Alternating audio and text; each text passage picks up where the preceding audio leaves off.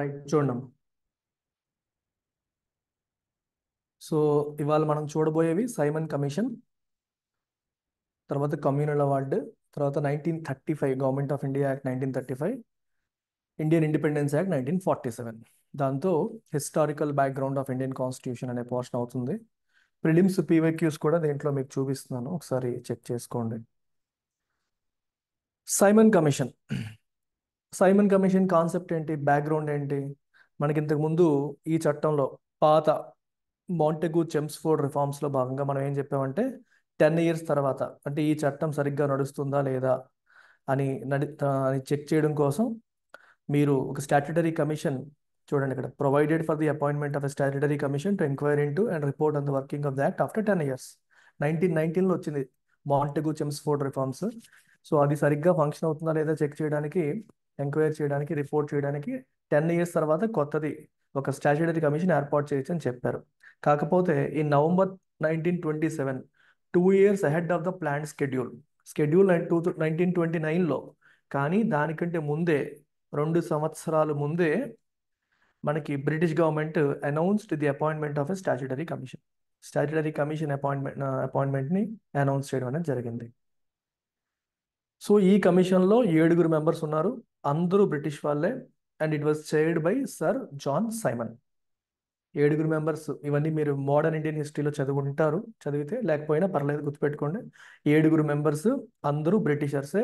అందువల్ల India oppose చేసింది, Indians చాలా మంది దాన్ని అపోజ్ చేశారు. మొత్తం కమిషన్లో ఉన్న వాళ్ళందరూ బ్రిటిషర్స్నే పెట్టేసి ఎలా ఉంది అని చెప్తే మేబీ వాళ్ళందరూ పాజిటివ్గానే చెప్పొచ్చు కదా, నెగిటివ్గా చెప్పకుండా అంతా పాజిటివ్గానే ఉందని చెప్పే అవకాశం ఉంటుంది. సో అందుకు ఇండియన్స్ని కూడా ఇంక్లూడ్ చేయాలని గొడవ జరిగింది. సో పర్పస్ ఏంటి? It was tasked with reporting on the condition of India under its new constitution. ఏంటది? Government of India act 1919. So 1919 government of India act ప్రకారం మీరు చూడండి, గవర్నమెంట్ దీనికంటే ముందువన్నీ కూడా కౌన్సిల్ యాక్ట్స్, ఇప్పుడన్నీ గవర్నమెంట్ ఆఫ్ ఇండియా యాక్ట్స్ వస్తున్నాయి.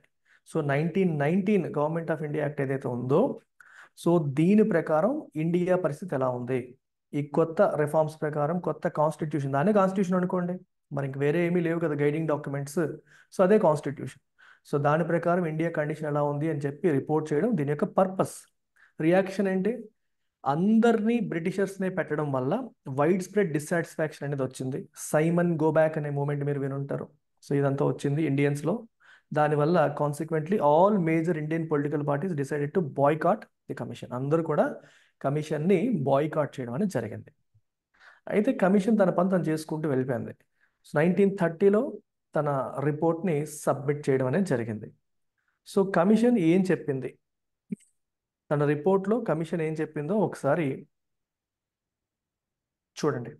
కీ రికమెండేషన్స్ ఏంటో ఒకసారి చూడండి. First thing, abolition of diarchy. డయార్కీని అబాలిష్ చేయమని చెప్పింది. సో డయార్కీ అంటే ఏంటమ్మా? What is the meaning of diarchy చెప్పండి. Role of dual systems. ఏంటమ్మా? Role of dual system. అదే ఏంటి?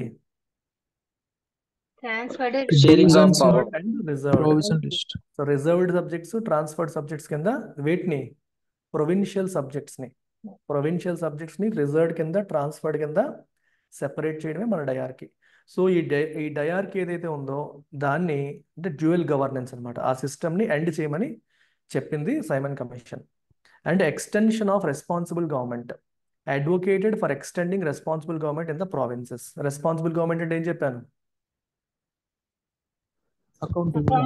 Wear executive is accountable to legislature. ఎప్పుడైనా గుర్తుపెట్టుకోండి, కీవర్డ్స్, కాన్సెప్ట్స్ వచ్చినప్పుడు నేను రిపీటెడ్గా మిమ్మల్ని అడుగుతాను, సో దట్ మీరు ఎప్పుడైనా టర్మ్ చూసినప్పుడు మీకు అన్ని ఆ పర్ఫెక్ట్ అండర్స్టాండింగ్ అనేది వస్తుంది. So where executive is accountable to legislature. And దాన్ని ఎక్స్టెండ్ చేయమని చెప్పింది. ఫెడరేషన్ని ఎస్టాబ్లిష్ చేయమని చెప్తోంది. That included both British India and princely states మరియు బ్రిటిష్ ఇండియా రెండు కలిపి ఉండేలాగా ఫెడరేషన్ని ఏర్పాటు చేయాలి. అంటే మనకి ఫెడరేషన్ అంటే అర్థం ఏంటి? మనకి ఒక సెంట్రల్, అలాగే స్టేట్స్ కూడా రెండు ఉంటాయి, పవర్స్ అనేవి డిస్ట్రిబ్యూట్ అవుతాయి. అట్లాంటి సిస్టమ్ని ఎస్టాబ్లిష్ చేయమని చెప్పింది. అండ్ దెన్ కమ్యూనల్ ఎలక్టరేట్ మనం ఎప్పుడు స్టార్ట్ చేసాము? ఏ చట్టంలో? 1909లో. 1909 so father of communal electorate అని ఎవరంటారు? Lord Minto. మింటో అని అంటాం. సో అది ఫస్ట్ ఎవరితో స్టార్ట్ చేశారు? ముస్లిమ్స్. ముస్లిమ్స్తో. ఆ తర్వాత వేరే వాళ్ళకి కూడా ఎక్స్టెండ్ చేయడం జరిగింది. సో దాన్ని కంటిన్యూ చేయండి అని కూడా సైమన్ కమిషన్ చెప్పింది. Then Simon commission report submit చేసిన తర్వాత ఏం జరిగాయి? In response to Simon commission's recommendations, British government convened 3 round table conferences. British government ఏం చేసింది? రౌండ్ టేబుల్ కాన్ఫరెన్సెస్ జరిగాయి. సో ఈ కాన్ఫరెన్సెస్లో it included representatives from British government, British India and Indian princely states. మూడింటి నుంచి కూడా రిప్రజెంటేటివ్స్ ఈ కాన్ఫరెన్సెస్లో participate చేయడం జరిగింది. బేస్డ్ ఆన్ ద డిస్కషన్స్, వీటిలో జరిగిన డిస్కషన్స్ బేస్ చేసుకుని ఒక white paper on constitutional reforms అనేది ప్రిపేర్ చేశారు. White paper and constitutional reforms అనేది ప్రిపేర్ చేశారు. ఈ వైట్ పేపర్ అనేది బ్రిటిష్ పార్లమెంట్లో joint select committee. Joint committee అంటే ఏంటి? లోక్సభ, రాజ్యసభ, అలాగే upper house, lower house. So రెండిట్లోనూ మెంబర్స్ ఉంటారు జాయింట్ కమిటీలో. సో అలాగే బ్రిటిష్ పార్లమెంట్లో అప్పర్ హౌస్, లోవర్ హౌస్ రెండింటి నుంచి మెంబర్స్తో ఏర్పాటు చేయబడ్డ జాయింట్ సెలెక్ట్ కమిటీకి దాన్ని రెఫర్ చేశారు ఈ వైట్ పేపర్. ఇండియాలో ఇవన్నీ తీసుకురావాలనుకుంటున్నామని చెప్పి based on the round table కాన్ఫరెన్స్లో తీసుకున్న నిర్ణయాలని అందులో ఇన్కార్పొరేట్ చేశారు. Committee's recommendations with certain modifications were incorporated into the Government of India Act 1935. So ఆ కమిటీ రికమెండేషన్స్ చిన్న చిన్న మోడిఫికేషన్స్తో తర్వాత గవర్నమెంట్ ఆఫ్ ఇండియా యాక్ట్ 1935 రావడానికి అది దోహదపడిందని మనం చెప్పొచ్చు. సో ఇది సైమన్ కమిషన్ యొక్క కథ. సో సైమన్ కమిషన్ యొక్క సిగ్నిఫికెన్స్ ఏంటంటే ఫ్యూచర్ రిఫార్మ్స్కి ఒక రకంగా ఇది ఫౌండేషన్ అయింది. గవర్నమెంట్ ఆఫ్ ఇండియా యాక్ట్ 1935లో ఉన్న చాలా ప్రొవిజన్స్ అన్ని కూడా సైమన్ కమిషన్ యొక్క రికమెండేషన్స్. అంటే సైమన్ కమిషన్ యొక్క recommendations subsequent round table conferences వీటిలో జరిగిన డిస్కషన్సే మనకి గవర్నమెంట్ ఆఫ్ ఇండియా యాక్ట్ 1935లో భాగం అయ్యాయి. Clear? Is it clear, everyone? Yes, sir. Right. The second aspect before Government of India Act 1935 is communal award. Very important. చూడండి. So 1932లో communal award అనేది వచ్చింది. It was a significant and controversial decision by the British prime minister Ramsay MacDonald. దేనికి సంబంధించేది? Concerning the representation of minorities in India. So Indian minorities యొక్క representation గురించి communal award అనే దాన్ని తీసుకొచ్చారు. దానికి అదేంటి ఒకసారి చూడండి. సో ఈ కమ్యూనల్ అవార్డ్ కాన్సెప్ట్ ఏంటి అంటే it was part of British governments attempt to address the demands of various communities in India for political representation. అంటే ప్రతి కమ్యూనిటీ కూడా మాకు కూడా పొలిటికల్గా రిప్రజెంటేషన్ కావాలని అప్పటి నుంచే డిమాండ్స్ నడుస్తున్నాయి.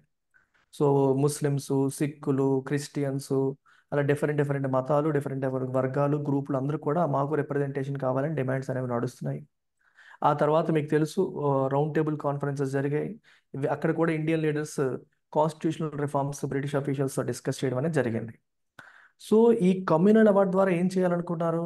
They wanted to ensure representation of minority communities in the legislative bodies which was a key issue in the Indian struggle for independence. So minority బాడీస్కి లెజిస్లేచర్లో రిప్రజెంటేషన్ అనేది కావాలి. మైనారిటీ బాడీస్కి అందరికీ కూడా రిప్రజెంటేషన్ కావాలని వాళ్ళు ఫైట్ చేస్తున్నారు. అది ఇచ్చేందుకే ఈ పర్టిక్యులర్ చట్టం అనేది కమ్యూనల్ అవార్డు అనేది తీసుకొచ్చే ప్రయత్నం చేశారు. జస్ట్ మినిట్, 1 minute, జస్ట్ అలాగే ఉండండి 1 minute.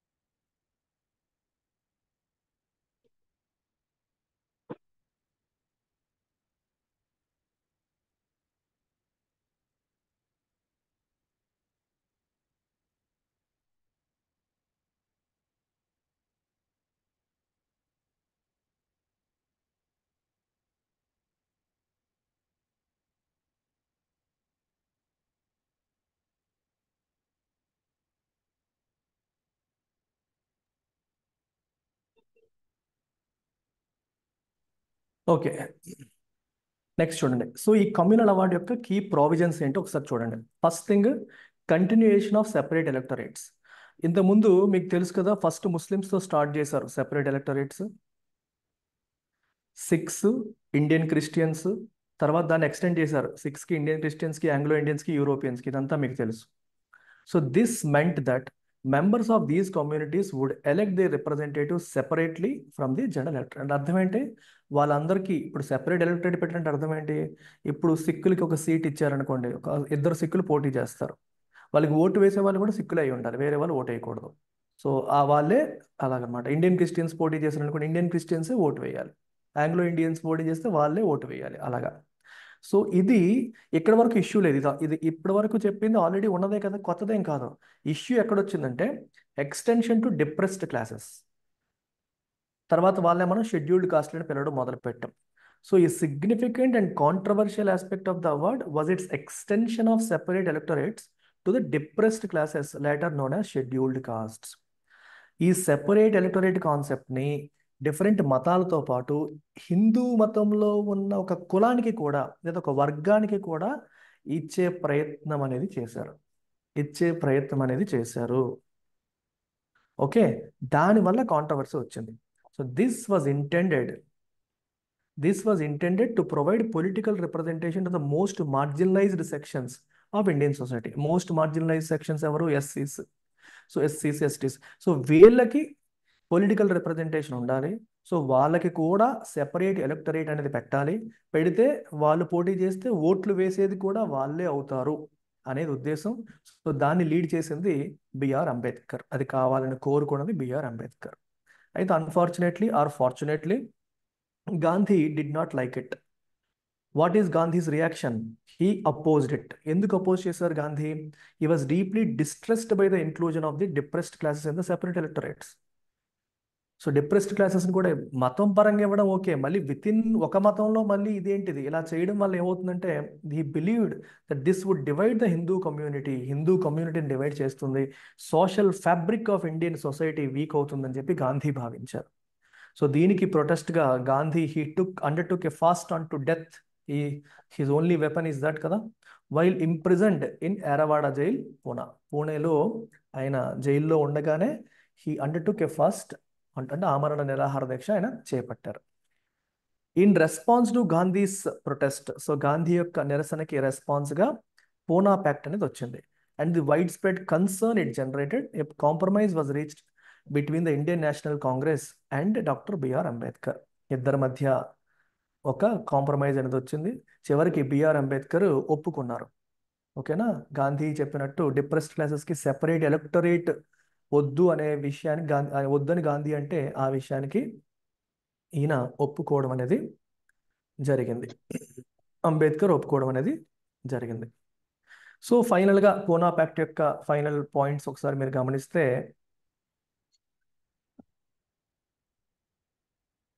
గమనిస్తే the separate electorates for depressed classes were abandon. Depressed క్లాసెస్కి సెపరేట్ ఎలక్టరేట్స్ అనే కాన్సెప్ట్ అనేది అబాండన్ చేయడం అనేది జరిగింది. They would have reserved seats with in the Hindu electorate. కాకపోతే they would have reserved seats మాత్రం ఉంటాయి. అంటే కొన్ని సీట్స్ మాత్రం వాళ్ళకి రిజర్వ్ చేస్తారు, కొన్ని సీట్స్ అయితే రిజర్వ్ చేస్తారు, కానీ సెపరేట్ ఎలక్టరేట్ ఉండదు. సో ఓట్లు అందరూ వేస్తారు, ఓన్లీ ఆ సెగ్మెంట్ వాళ్ళే వేయడం అనేది ఉండదు, కానీ రిజర్వేషన్ మాత్రం జనరల్ ఎలక్టరేట్లో ఉంటుందని చెప్పడం జరిగింది. And the number of reserved seats for depressed classes in provincial legislature was significantly increased. Provincial legislature లో కూడా వాళ్ళకి రిజర్వ్ చేసిన సీట్లు పెంచారు. వాళ్ళకంటే ఎవరికి? డిప్రెస్డ్ క్లాసెస్కి. తర్వాత వాళ్ళే మనం షెడ్యూల్డ్ కాస్ట్స్ అని చెప్పి పిలవడం మొదలుపెట్టాం. ఓకే, ఇది పూనా ప్యాక్ట్ యొక్క కథ. మరి దీనికి బ్రిటిష్ గవర్నమెంట్ యొక్క రెస్పాన్స్ ఏంటి? So British government accepted the Poona pact and modified the communal award accordingly. So communal award ద్వారా కొత్తగా వచ్చింది ఏంటమ్మా? Separate electorates for depressed classes వచ్చాయా? రాలేదు. ఒరిజినల్గా ఇచ్చారు, కానీ గాంధీ గారు ప్రొటెస్ట్ చేయడం వల్ల తీసేశారు. కాకపోతే రిజర్వేషన్స్ మాత్రం వచ్చాయి. డిప్రెస్డ్ క్లాసెస్కి సీట్స్ రిజర్వ్ చేయడం అనేది జరిగింది. బట్ ఎలక్టోరేట్ అంటే ఏంటి? ఓటు వేసే వాళ్ళు మాత్రం అందరూ. ఆ వర్గం వాళ్ళే ఓటు వేస్తారని కాదు, అందరూ ఓట్లు వేస్తారు. కానీ ఆ వర్గం వాళ్ళకి, ఒక పర్టికులర్ వర్గానికి సీట్లను రిజర్వ్ చేశారు. సో ఈ రకంగా పూనా ప్యాక్ట్ యొక్క ప్రావిజన్స్ని ఇంప్లిమెంట్ చేయడం అనేది జరిగింది. సో ఈ కమ్యూనల్ అవార్డు అనేది తర్వాత వచ్చిన గవర్నమెంట్ ఆఫ్ ఇండియా యాక్ట్ని ఇన్ఫ్లుయెన్స్ చేసిందని మనం చెప్పొచ్చు. సో దీంట్లో ఉన్న ప్రావిజన్స్ అన్నీ కూడా గవర్నమెంట్ ఆఫ్ ఇండియా యాక్ట్ 1935లో ఇన్కార్పొరేట్ చేశారు. ఇన్కార్పొరేట్ చేయడం అనేది జరిగింది. ఓకే, చూడండి, the composition of central and provincial legislatures under the 1935 act was based on the modified principles of representation that emerged from the communal award and Poona pact. Communal award and Poona pact ని base చేసుకునే 1935 యాక్ట్లో central and provincial legislature composition అనేది build చేయడం అనేది జరిగింది. So ఇప్పుడు ఇవన్నీ ఎందుకు చెప్తున్నాం మనం? డైరెక్ట్గా గవర్నమెంట్ ఆఫ్ ఇండియా యాక్ట్కి వెళ్ళిపోవచ్చు కదా. గవర్నమెంట్ ఆఫ్ ఇండియా యాక్ట్ అలా రావడానికి ఇన్ఫ్లుయెన్స్ చేసిన రెండు ప్రధాన అంశాలు ఏంటి? సైమన్ కమిషన్, అలాగే కమ్యూనల్ అవార్డు. ఈ రెండు వాటి యొక్క Indian responses, round table conferences, Poona pact, ఈ ఆస్పెక్ట్స్ అన్నీ కలిపి వీటన్నింటి తర్వాత ఏమైతే డెసిషన్స్ తీసుకున్నారో ఆ డెసిషన్స్ అన్నీ కూడా గవర్నమెంట్ ఆఫ్ ఇండియా యాక్ట్ 1935లో ఇంప్లిమెంట్ చేయడం అనేది జరిగింది. సో ఏది మనం చదివినా సరే విత్ బ్యాక్గ్రౌండ్, దాని రెస్పెక్టివ్ బ్యాక్గ్రౌండ్తో సహా మనం చదువుకుంటే మనకి ఒక క్లారిటీ ఉంటుంది, ఒక పిక్చర్ ఉంటుంది, మనం ఏం చదువుతున్నాం అనే దానిపైన ఒక అవగాహన ఉంటుంది. లేకపోతే it is going to be just memorisation of points. ఈ యాక్ట్లో ఈ పాయింట్, ఈ యాక్ట్లో ఈ పాయింట్. నాకు తెలిసి చాలామంది అలా చదువుకుంటారు హిస్టారికల్ బ్యాక్గ్రౌండ్ని. అలా చదివి చదివి చదివి గుర్తుండగా స్ట్రగుల్ అవుతారు. ఎప్పుడైతే మీరు ఒక స్టోరీ లాగా ఒక్కొక్క దాన్ని ఇంటర్ కనెక్ట్ చేసుకుంటూ చదువుతారో, ప్రతి దాంట్లో ఆ పాయింట్ ఎందుకు వచ్చింది, ఆ డెసిషన్ ఎందుకు వచ్చింది, దాని వెనకాల ఉన్న కనెక్షన్ ఏంటి, ఇలా చదువుకున్నారనుకోండి మీరు మర్చిపోరు. లేదంటే మెమరైజ్ చేసుకుంటే మర్చిపోతారు. సో ఈ కమ్యూనల్ అవార్డు, ఈ పూనా ప్యాక్ట్ రెండు కూడా they had significant long lasting effects అని మనం చెప్పొచ్చు. సో వాటి యొక్క ఇంపాక్ట్ అనేది చాలా స్ట్రాంగ్గా ఉండింది. So Poona pact in particular మీరు చెప్పొచ్చు it's was a crucial moment in the struggle for social justice. Social justice point of వ్యూలో మీరు తీసుకుంటే డిప్రెస్డ్ క్లాసెస్కి, మీరు గమనించండి, డిప్రెస్డ్ క్లాసెస్కి పొలిటికల్ రిప్రజెంటేషన్ పాయింట్ ఆఫ్ వ్యూలో, పొలిటికల్ రిప్రజెంటేషన్ పాయింట్ ఆఫ్ వ్యూలో డిప్రెస్డ్ క్లాసెస్కి పొలిటికల్ రిప్రజెంటేషన్ పాయింట్ ఆఫ్ వ్యూలో తీసుకుంటే మొట్టమొదటి అడుగు ఎక్కడ పడింది? పూనా ప్యాక్ట్లో పడింది. ఇన్ఫాక్ట్ కమ్యూనల్ అవార్డులో పడిందని చెప్పొచ్చు. దాని మోడిఫికేషన్ పూనా ప్యాక్ట్. అంతవరకు మీరు గమనిస్తే ముస్లిమ్స్కి సెపరేట్ ఎలక్టరేట్స్, సిక్కులు, ఆంగ్లో ఇండియన్స్, యూరోపియన్స్ ఇవన్నీ మాట్లాడుతున్నాం. డిప్రెస్డ్ క్లాసెస్ గురించి అసలు మాట్లాడలా. మొట్టమొదటిసారి దాని గురించి మాట్లాడింది ఎక్కడ అంటే మనకి బీజం, ఎస్సీస్కి రిజర్వేషన్స్కి బీజం ఎక్కడ అంటే కాన్స్టిట్యూషన్ అని అంటాం, కానీ దానికంటే ముందు పూనా ప్యాక్ట్. సో మొదటి బీజం పడింది communal award and Poona pact అని మీరు గమనించాలి. సో ఇది మీరు ఈరోజు ఇవాల్టి కాన్స్టిట్యూషన్తో దీన్ని లింక్ చేసుకోవడం, ఈ రకంగా మీరు లింక్ చేసుకోవాలి. So balancing the need for political representation of marginalised communities with the broader goal of national unity. National unity ఉండాలి ఒకవైపు, దేశం అంతా ఒకటే అన్నట్టుగా ఉండాలి, డివిజన్ ఉండకూడదు. అట్ ద సేమ్ టైం అణగారిన వర్గాలకి రిప్రజెంటేషన్ అనేది ఉండాలి. మార్జినలైజ్డ్ కమ్యూనిటీస్కి వాళ్ళ యొక్క నీడ్స్ని ఫుల్ఫిల్ చేయాల్సిన అవసరం ఉంది. హిస్టారికల్గా దే ఫేస్డ్ ఇన్జస్టిస్, అన్యాయానికి గురైన వర్గాలు కాబట్టి వాళ్ళ వాయిస్ వినిపించడానికి అవకాశం అనేది కల్పించాలి. సో ఇది స్టోరీ ఇక్కడికి. Now the two most important యాక్ట్స్కి వచ్చేసాం మనం. Government of India act 1935 and Indian independence act 1947. So ఈ రెండింటితో ఈ చాప్టర్ క్లోజ్ అవుతుంది. We will also look at some PYQs, prelims PYQs మనం చూద్దాం. So government of India act 1935లోకి వస్తే అగైన్ బ్యాక్గ్రౌండ్ మీకు ఆల్రెడీ తెలుసు. ఏంటి బ్యాక్గ్రౌండ్? హిస్టారికల్ కాంటెక్స్లోకి ఒకసారి వెళ్తే ఏ టైంలో ఇది వచ్చింది? During a period of intense political activity. ఇండియాలో రాజకీయ వాతావరణం బాగా వేడెక్కి ఉన్న టైంలో గవర్నమెంట్ ఆఫ్ ఇండియా యాక్ట్ 1935 వచ్చింది. ఇండియన్ నేషనల్ మూమెంట్ ఫుల్ స్వింగ్లో వెళ్తున్న సమయం అది. మనకి సెల్ఫ్ గవర్నెన్స్ కావాలి అనే డిమాండ్ అనేది it is becoming increasingly forceful.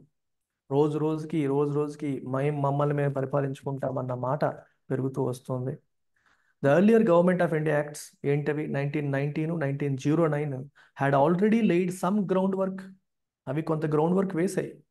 అయితే దేనికోసం? గ్రేటర్ ఇండియన్ పార్టిసిపేషన్ ఇన్ గవర్నెన్స్లో ఇండియన్ పార్టిసిపేషన్ పెరుగుతూ వచ్చింది, లెజిస్లేచర్లో పెరుగుతూ వచ్చింది. ఫర్ ద ఫస్ట్ టైం ఎగ్జిక్యూటివ్లో కూడా వచ్చింది. ఎగ్జిక్యూటివ్లో ఎప్పుడు వచ్చిందమ్మా? 1909 కదా? Yes, sir. ఎవరు first? Satyendra Prasad Sinha. Satyendra Prasad Sinha. ఆయన he was the first member to be inducted into executive council. అక్కడ స్టార్ట్ అయింది, కానీ ఇంకా సరిపోదు, ఇది మాకు సరిపోదు, ఇట్ వాజ్ ఇన్యాడిక్వేట్ అని ఇండియన్ లీడర్స్ భావిస్తున్న సమయం అది. అదే టైంలో మీకు సైమన్ కమిషన్ ఆల్రెడీ మాట్లాడుకున్నాం మనం. సో సైమన్ కమిషన్ దేనికి వచ్చింది? Government of India act 1919 review చేయడం కోసం వచ్చింది. సో ఈ కమిషన్ లో ఎవరు ఇండియన్స్ లేకపోవడం వల్ల బాయ్కాట్స్, వైడ్ స్ప్రెడ్ ప్రొటెస్ట్లు వచ్చాయి. But at the end of the day ఈ కమిషన్ యొక్క recommendations, subsequent round table conferences అవన్నీ కూడా మనం ఇందులో ఇన్కార్పొరేట్ చేయడం జరిగింది. సో సైమన్ కమిషన్ యొక్క రికమెండేషన్స్ తర్వాత రౌండ్ టేబుల్ కాన్ఫరెన్స్ అనేవి జరిగాయి. సో వీటన్నిటిని బేస్ చేసుకుని మీకు ఆల్రెడీ చెప్పాను, ఒక వైట్ పేపర్ పబ్లిష్ చేశారని చెప్పాను ఆల్రెడీ. అది జాయింట్ కమిటీకి వెళ్ళిందని కూడా చెప్పాను. ఓకే, ఈ joint committee of both houses of parliament was form to examine these proposals and its recommendations was eventually incorporated in to government of India 1935. మాట్లాడాం కదమ్మా, first Simon commission, then round table conference, then white paper based on the discussions of round table conferences, white paper, then it was sent to joint select committee of British Parliament, then అదే అవన్నీ ఆ provisions అన్ని కూడా 1935 government of India యాక్ట్లోకి incorporate చేయడం జరిగింది. ఇది story, ఈ line of thought గుర్తుపెట్టుకోండి. సో ఆబ్జెక్టివ్ ఏంటి? అల్టిమేట్గా గవర్నమెంట్ ఆఫ్ ఇండియా యాక్ట్ ఎందుకు తీసుకొచ్చారు? గ్రేటర్ అటానమీ, ఇండియాకి గ్రేటర్ అటానమీ ఇవ్వాలి. ప్రస్తుతానికి ఉన్నది సరిపోదు, ఇంకా ఎక్కువ ఇండియన్ ప్రావిన్సెస్కి గ్రేటర్ అటానమీ ఇవ్వాల్సి ఉంటుంది. ఫెడరల్ స్ట్రక్చర్ తీసుకురావాలి. సో దీంట్లో బ్రిటిష్ ఇండియన్ ప్రావిన్సెస్ ఉంటాయి, ప్రిన్స్లీ స్టేట్స్ కూడా ఉంటాయి. చూడండి, ఇండియా అనేది మొత్తం అంతా బ్రిటిష్ కంట్రోల్లో లేదమ్మా, గుర్తుపెట్టుకోండి. There were princely states as well. అంటే ప్రిన్స్లీ స్టేట్స్ అంటే వాళ్ళకి ఫుల్ ఫ్రీడమ్ ఉందో అనుకోకండి. ప్రిన్స్లీ స్టేట్స్కి బ్రిటిష్ ఇండియాకి ఒక ట్రీటీ జరిగేది, ఒప్పందం. సో మీరు చూసుకోండి, మేము ఇన్వాల్వ్ అవ్వము అంటే వాళ్ళకి చాలా వరకు స్వేచ్ఛ ఇచ్చేవారు. బట్ అగైన్ అంటే మేము మీ మీదకి రాము, మీరు మా మీదకి రాకుండా కొన్ని ఒక ఒప్పందం చేసుకుని నడిపేవారు అనమాట. వాటిని ట్రీటీ రిలేషన్స్ అంటాం. ట్రీటీ అంటే ఏంటి? ఒప్పందం. సో బ్రిటిష్ ఇండియాకి ప్రిన్స్లీ స్టేట్స్కి జరిగిన ఒప్పందాలను బట్టి వాళ్ళు ఇండిపెండెంట్గా వాళ్ళు ఫంక్షన్ అయ్యేవాళ్ళు. సో బ్రిటిష్ ఇండియన్ ప్రావిన్సెస్ ఇవి కంప్లీట్గా బ్రిటిష్ వాళ్ళ అధీనంలో ఉన్నాయి. Princely states kind of semi autonomous అన్నట్టు, కంప్లీట్గా వాళ్ళే చూసుకునేవారు, but based on a treaty. So ఎందుకు ఇదంతా? బ్రిటిష్ కంట్రోల్ అనేది బ్రిటిష్ కంట్రోల్ మెయింటైన్ చేస్తూ సెల్ఫ్ గవర్నెన్స్కి అవకాశం ఇవ్వాలి. అంటే ఇండియన్స్ గవర్నమెంట్లో ఎక్కువ మంది ఉండాలి అనేది దాని యొక్క ఆబ్జెక్టివ్. దానికోసం డిమాండ్స్ అనేవి వస్తున్నాయి, వాటిని అడ్రస్ చేయడం కోసం ఈ చట్టాన్ని తీసుకొచ్చారు. As I told you, addressing political demands. So Indian National Congress, Muslim league ఇవన్నీ కూడా డొమినియన్ స్టేటస్ కోసం అడుగుతున్నాయి. డొమినియన్ స్టేటస్ అంటే ఏంటి? కంప్లీట్గా మనది మనమే చూసుకుంటాం. ఆ పైన వాళ్ళ పేరుకి నామ్కే వాస్తే వాళ్ళ హెడ్ ఉంటారు, కానీ at the end of the day completely all decisions related to us would be taken by us. మనకి సంబంధించినవన్నీ కూడా మనమే డెసిషన్ తీసుకునే అవకాశం అనేది మనకి వస్తుంది. అండ్ ముస్లిం లీగ్ వచ్చేసి it was concern with protecting minority rights. వాళ్ళంతా కూడా మైనారిటీ రైట్స్, ఎందుకంటే ముస్లిమ్స్ పరిస్థితి ఏంటి, మేము మైనారిటీస్ అయిపోతాము, మా పరిస్థితి ఏంటి అనేది వాళ్ళ ప్రాబ్లము. సో వాళ్ళ డిమాండ్స్ అలా ఉన్నాయి. And reformation of administrative structure, ఇంకొక ఆబ్జెక్టివ్ ఏంటంటే అడ్మినిస్ట్రేటివ్ స్ట్రక్చర్ని రిఫార్మ్ చేయాలి. It should be more responsive to Indian interests. అంటే ఇండియా యొక్క ప్రయోజనాల్ని కాపాడేలాగా మనం చూసుకోవాలి. అంటే అల్టిమేట్ అథారిటీ బ్రిటిష్ క్రౌన్ చేతిలో ఉన్నప్పటికీ కూడా పూర్తిగా ఎక్స్ప్లాయిటేషన్ మోడ్లో కాకుండా ఇండియాకి నష్టం కలగకుండా ఆ మోడ్లో కొంచెం తగ్గుతూ వస్తున్నారనమాట. ఇంకేం లేదు, ఒకప్పుడు ఫుల్ ఫ్లెడ్జ్డ్ ఎక్స్ప్లాయిటేషన్ మోడ్లో ఉండేవారు, అలా మెల్లమెల్లగా తగ్గుతూ రావడం అని జరిగింది. సో ఇప్పుడు మోస్ట్ ఇంపార్టెంట్ ఫ్యాక్టర్ ఏంటి? ఫీచర్స్. గవర్నమెంట్ ఆఫ్ ఇండియా 1935 యొక్క ఫీచర్స్ చూడండి. ఫీచర్స్ చూస్తే మీకు మొత్తం పిక్చర్ అనేది క్లారిటీ వచ్చేస్తుంది. Most important, all India federation. చూడండి, the act provided for the establishment of an all India federation which was to consist of British Indian provinces and princely states as units. ఒక all India federation ఏర్పాటు చేయాలి మనం. All India federation ఏర్పాటు చేయాలి, దాంట్లో British Indian provinces ఉంటాయి, princely states కూడా యూనిట్స్గా ఉంటాయి అని చెప్పి ఇట్ ప్రొవైడెడ్ ఫర్. చూడండి దీని మీనింగ్ ఏం చెప్పాను నేను? ప్రొవైడెడ్ ఫర్, ప్రొవిజన్ ఉంది, ఎస్టాబ్లిష్ అయ్యిందా? ప్రొవైడెడ్ ఫర్ అంటే ఎస్టాబ్లిష్ అయినట్టు కాదు. No, sir. ఓకే, ఎస్టాబ్లిష్ చెయ్యొచ్చు మీరు అని ఎస్టాబ్లిష్ చేయడానికి ఒక ప్రావిజన్ అనేది పెట్టారు. ఈ పాయింట్ మీరు సరిగ్గా అర్థం చేసుకోకపోతే మీరు ఒక బిట్ కోల్పోతారు. దీని మీద పీవైక్యూ వచ్చింది, అందుకే చెప్తున్నాను, స్ట్రెస్ చేస్తున్నాను. Next division of powers. Second ఏంటి, powers were divided between the centre and the units through 3 lists. ఏ లిస్టులమ్మా? Federal list, provincial list, concurrent list. ఈరోజు మనం వింటున్నాం ఇది కూడా, union list, state list, concurrent list. దానికి మూలం government of India act. So federal లిస్ట్లో ఉన్నవన్నీ కూడా సెంటర్ కంట్రోల్లో ఉంటాయి, 59 items. Provincial list 54, concurrent list 36. ఇది ఎప్పుడు పాతది. Okay. Then residuary powers, these were vested in the viceroy. ఇది కూడా ఇంపార్టెంట్ పాయింట్. ఇప్పుడు చూడండి, ఏదన్నా ఒక సబ్జెక్ట్ అనేది ఫెడరల్ లిస్ట్లో పెట్టలేదు, ప్రొవిన్షియల్లో పెట్టలేదు, కన్కరెంట్లో పెట్టలేదు. ఈ మూడింట్లో పెట్టకపోతే అది ఎవరికి వెళ్తుంది? వైస్రాయ్ కంట్రోల్లోకి వెళ్తుంది. వైస్రాయ్, ఒకప్పుడు గవర్నర్ జనరల్ ఆఫ్ ఇండియా అనేవారు, తర్వాత వైస్రాయ్. రెసిడ్యువరీ పవర్ చాలా important. If something is not mentioned in federal, provincial, concurrent list, then it will be part of, let's a local self government అనే subject దేంట్లోనూ mention చేయలేదు అనుకోండి, దేంట్లోనూ mention చేయలేదు అనుకోండి, అప్పుడు అది ఏమవుతుంది? ఇట్ విల్ బి వైస్రాయ్ చేతిలోకి వెళ్ళిపోతుంది. వైస్రాయ్ ఇష్టం అనమాట దాని గురించి ఏం చేయాలి అని. అది ఇది ఇంపార్టెంట్. స్టేటస్ చూడండి, the federation never came in to being because the princely states did not join it. అసలు ఇది జరగల. So this act provided for it, but it did not happen because the princely states did not join. Princely states join కాలేదు, కాబట్టి ఈ federation అనేది రియాలిటీలోకి రాలేదు. దాని structure, దాని ప్రొవిజన్స్ అన్నీ ఉన్నాయి, కానీ అది రియాలిటీలోకి రాలేదు. సెకండ్ ఫీచర్ ఏంటి? Provincial autonomy. చాలా ఇంపార్టెంట్. ప్రొవిన్షియల్ అనగానే ఏం గుర్తు రావాలి మీకు? బాంబే, మద్రాస్, ఇవన్నీ కూడా, ఇవన్నీ గుర్తు రావాలి. సో ప్రొవిన్షియల్ అటానమీ, అటానమీ అంటే అర్థం ఏంటి? అంటే వాళ్ళ డెసిషన్స్ వాళ్ళు తీసుకునేలాగా, వాళ్ళకి స్వేచ్ఛ. సో సెంటర్ మీదే డిపెండ్ అయ్యే పరిస్థితి లేకుండా వాళ్ళకి కావాల్సినవి వాళ్ళే తీసుకునేలాగా, వాళ్ళ నిర్ణయాలు వాళ్ళే తీసుకునే స్వేచ్ఛని మనం అటానమీ అంటాం. అటానమీ అని చెప్పి అంటాం. సో దిస్ యాక్ట్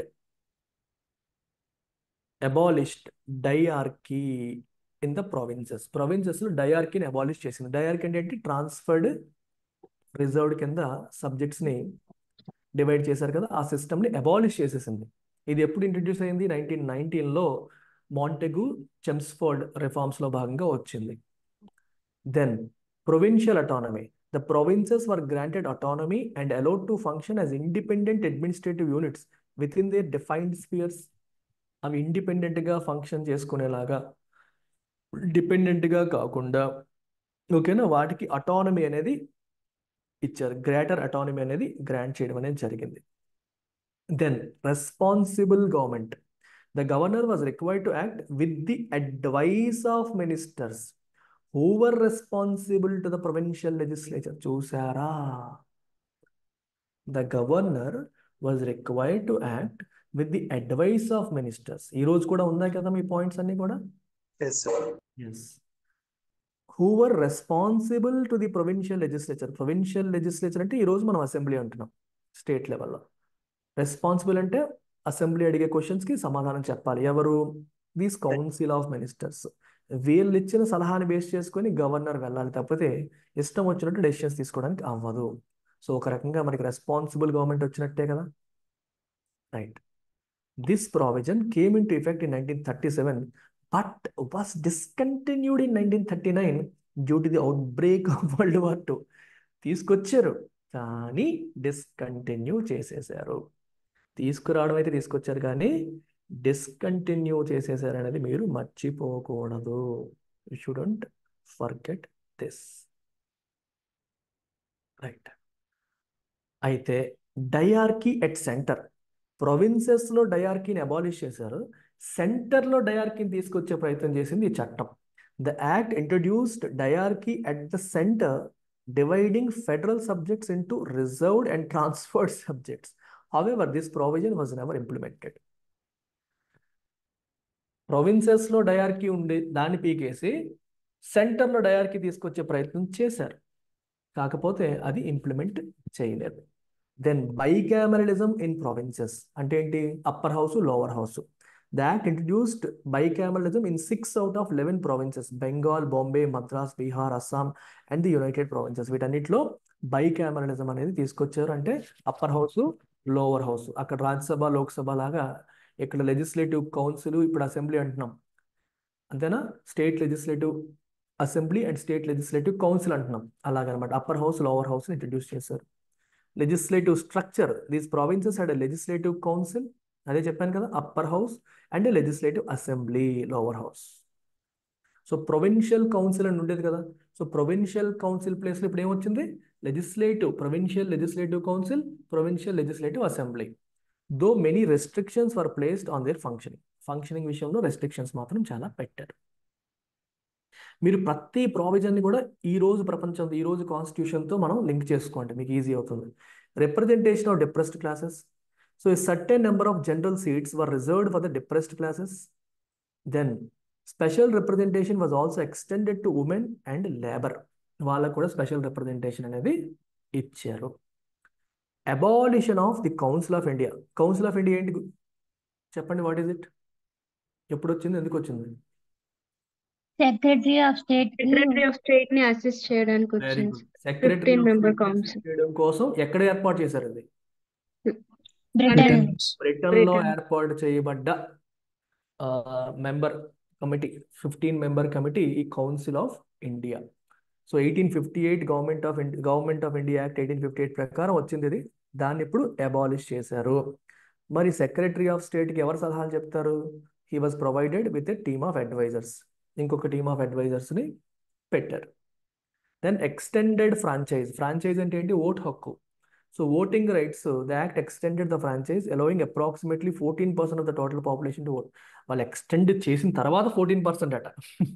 ఎక్స్టెండ్ చేయకపోతే చూడండి ఇంకెంతమంది ఓట్లు వేసేవారు.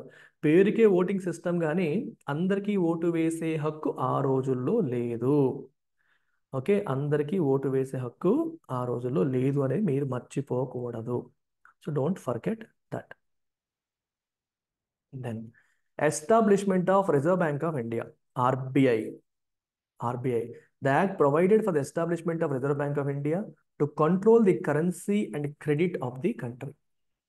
The act provided for the establishment of the Reserve Bank of India. దేనికి? To control the currency and credit. Credit అంటే ఏంటి? అప్పు. లోన్. క్రెడిట్ అంటే అప్పు.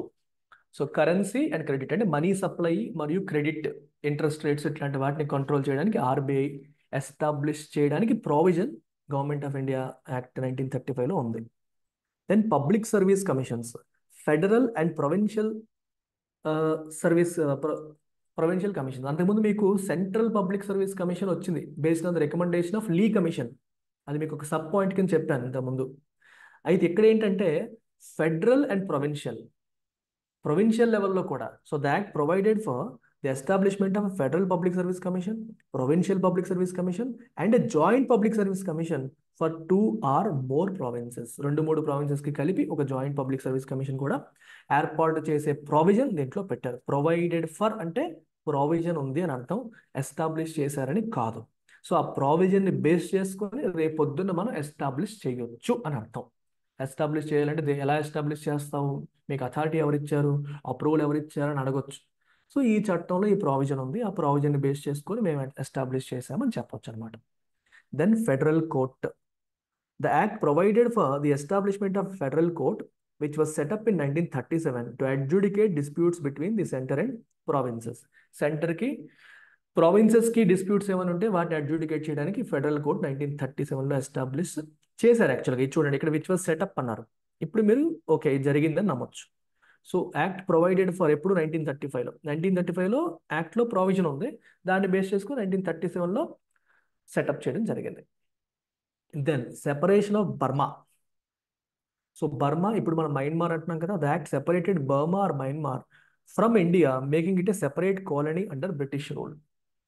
సో ఈ బర్మా లేదా మయన్మార్ అప్పటికి బ్రిటిష్ ఇండియాలో భాగంగా ఉండేది, దాన్ని సెపరేట్ కాలనీ కింద, బ్రిటిష్ రూల్లోనే ఉంటుంది, సెపరేట్ కాలనీ కింద దాన్ని సెపరేట్ చేసేసారు.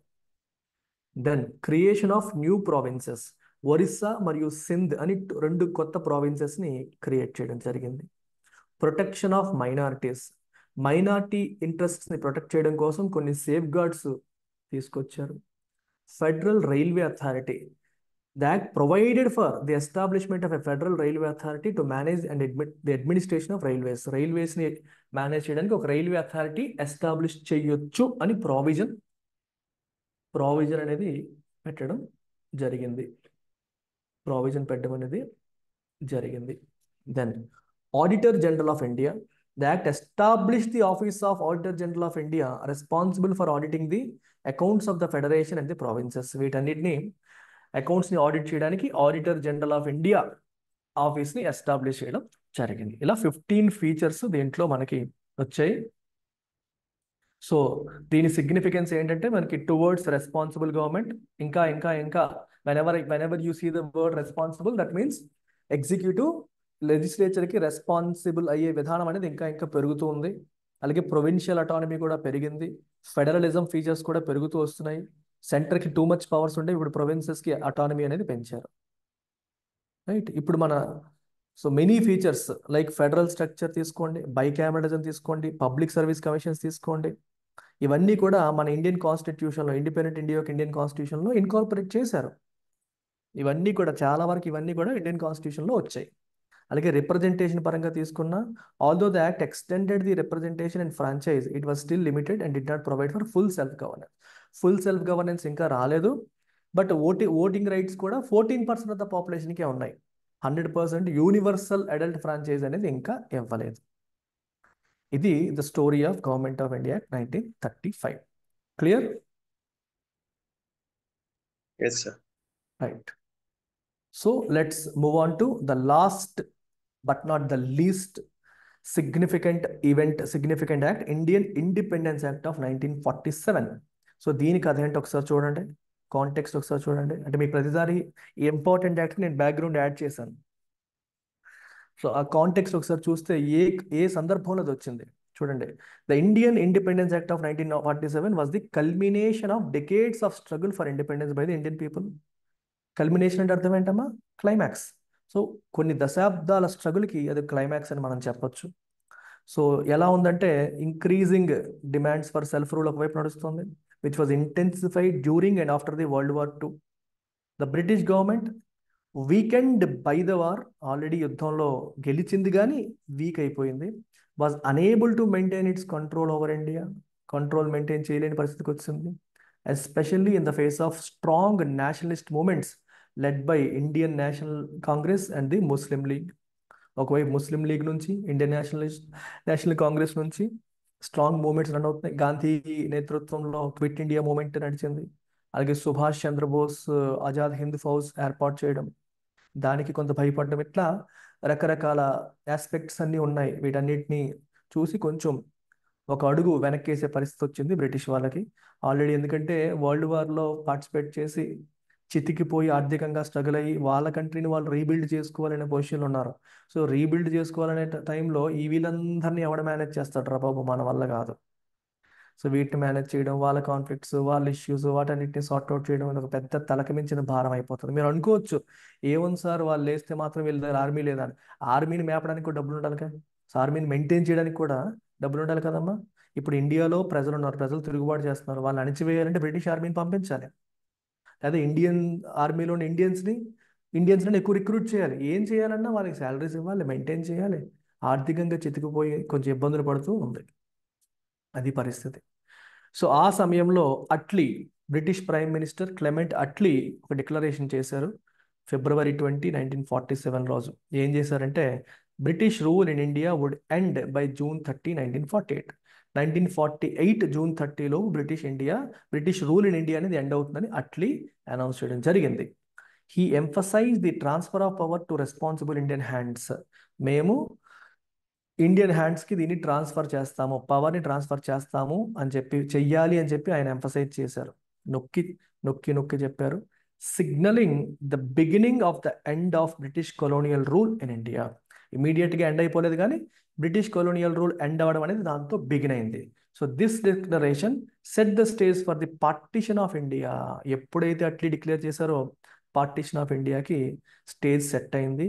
As the Muslim League led by Mohammad Ali Jinnah intensified its demand for a separate nation for ముస్లిమ్స్కి సెపరేట్ దేశం కావాలి అని ఆయన డిమాండ్ చేయడం అనేది డిమాండ్ని ఇంటెన్సిఫై చేశారు. మౌంట్ బ్యాటన్ ప్లాన్ ఇది ఎందుకు వచ్చింది? As tensions between Congress and Muslim League escalated, Indian national కాంగ్రెస్కి ముస్లిం లీగ్కి మధ్య టెన్షన్స్ అనేవి ఎస్కలేట్ అయ్యాక, అప్పుడు ఎస్కలేట్ అంటే ఏంటి? పెరిగిపోవడం. ఆ టైంలో Lord Mountbatten, the last viceroy of India, ఎవరు? Lord Mountbatten. He proposed a plan for the partition of India. ఇలా గొడవలు ఆడుకునే బదులు 2 ముక్కలు అయిపోతే బెటర్లే అని చెప్పి ఆయన ప్లాన్ ప్రపోజ్ చేశారు, which was accepted by both parties on June 3rd, 1947. 1947 June 3rd Indian National Congress మరియు ముస్లిం లీగ్ దీన్ని యాక్సెప్ట్ చేశాయి. The mount baton plan became the basis for Indian independence act. అది ఇండియన్ ఇండిపెండెన్స్ యాక్ట్ బేసిస్గా మారింది, which was passed by the British parliament in July 4, 1947, and it received the royal assent on July 18, 1947. Parliament pass చేస్తే సరిపోదు కదా, మన ఇండియాలో అయితే president assent ఇవ్వాలి, అక్కడ royal assent. The act came into force on August 15, 1947, the day we got independence.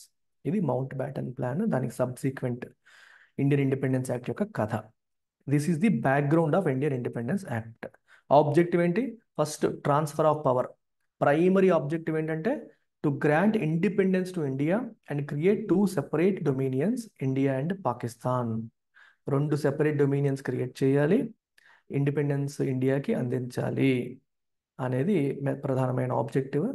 So peaceful transfer of power from British authorities to Indian leadership జరగాలి అనేది ఆబ్జెక్టివ్. అలాగే పార్టీషన్ ఆఫ్ ఇండియా కూడా objective, to address the communal tensions between Hindus and Muslims.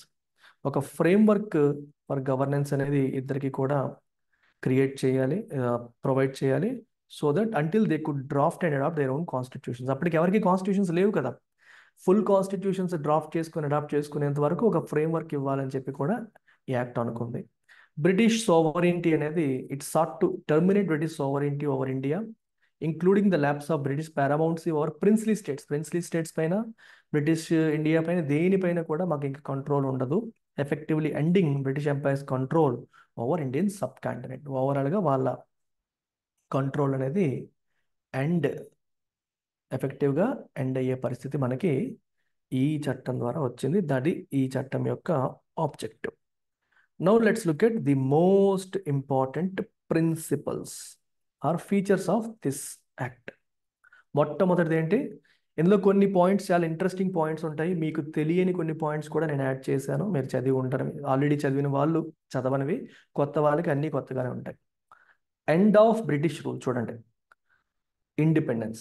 The act ended British rule in India and declared India as an independent and sovereign state from August 15, 1947.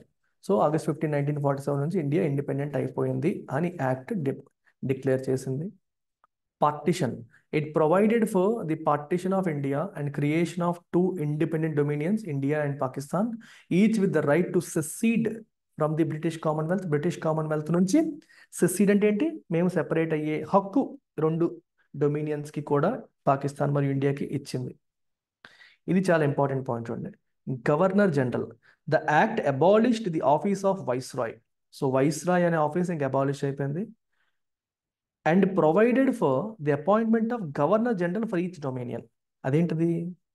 Governor జనరల్ అనే పేరు తీసి viceroy పెట్టారు, మళ్ళీ viceroy office తీసేసి each డొమినియన్కి separate governor general ఉంటారు. Would be appointed by the British king on the advice of dominion cabinet. ఇది చూడండి, చాలా important point. So dominion cabinet advice dominion cabinet అంటే ఎవరు? మన ఇండియన్ క్యాబినెట్. సో వీళ్ళ అడ్వైస్ని బేస్ చేసుకుని బ్రిటిష్ కింగ్ అపాయింట్ చేస్తారు. ఇప్పుడు రిస్క్ లేదు, అపాయింట్ చేసేది బ్రిటిష్ కింగ్ అయినప్పటికీ కూడా అడ్వైస్ ఎవరిది? Dominion cabinet. So Indian dominion cabinet ఏమైతే అడ్వైస్ చేస్తుందో, ఎవరినైతే పెట్టమంటుందో వాళ్ళనే బ్రిటిష్ కింగ్ గవర్నర్ జనరల్గా పెడతారు. ఓకే, ఇది అర్థమైంది పాయింట్? అపాయింట్ చేసేది బ్రిటిష్ కింగ్ అయినప్పటికీ ఎవరిని అపాయింట్ చేయాలని డిసైడ్ చేసేది డొమినియన్ క్యాబినెట్ అనేది గుర్తుపెట్టుకోండి. His Majesty's government in Britain would no longer have any responsibility concerning the governance of India or Pakistan. India లేదా పాకిస్తాన్ గవర్నెన్స్తో వాళ్ళకి ఎటువంటి రెస్పాన్సిబిలిటీ ఇకపై ఉండద్దు. Then constituent assemblies. Constituent assembly అంటే ఏంటి? మన దేశానికి కాన్స్టిట్యూషన్ తీసుకురావడం కోసం ఫ్రేమ్ చేయబడ్డ బాడీయే కాన్స్టిట్యూయెంట్ అసెంబ్లీ. దాని పని ఏంటి?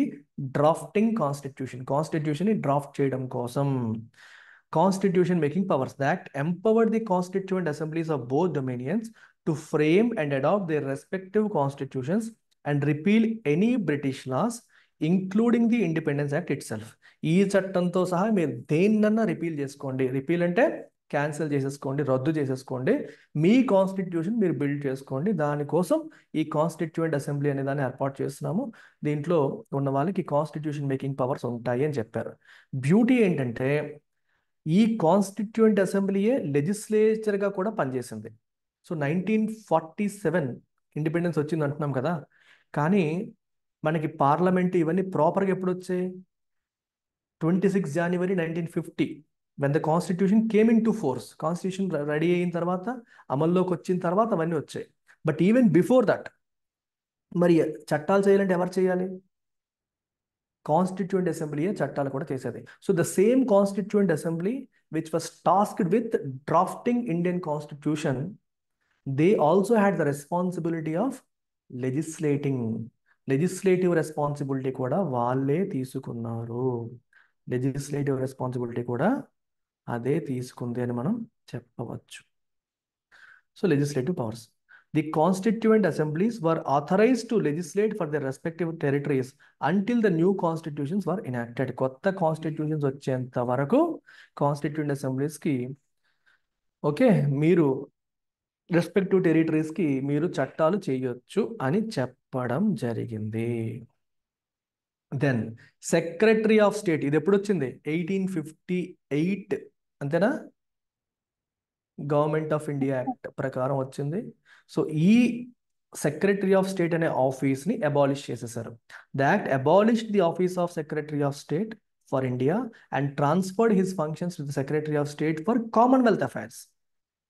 Secretary of state for India అనేది ఒక సెపరేట్ ఆఫీస్ ఉంటే దాన్ని తీసేసి కామన్వెల్త్ అఫైర్స్ అని చెప్పి, అంటే బ్రిటిష్ కాలనీస్ అన్నిటినీ కలిపి కామన్వెల్త్ అంటారు. వాడన్నిటిని చూడడానికి ఒక మినిస్ట్రీ ఉంది, ఆ మినిస్ట్రీకి పాస్ ఆన్ చేస్తారు. దెన్ ప్రిన్స్లీ స్టేట్స్, ఇక్కడ బ్రిటిష్ పారామౌంట్సీ చూడండి. The act proclaimed the lapse of British paramountcy over Indian princely states and treaty relations with tribal areas from August 15, 1947. So princely states పైన India, so British వాళ్ళకి ఇంకా అధికారం ఉండదు.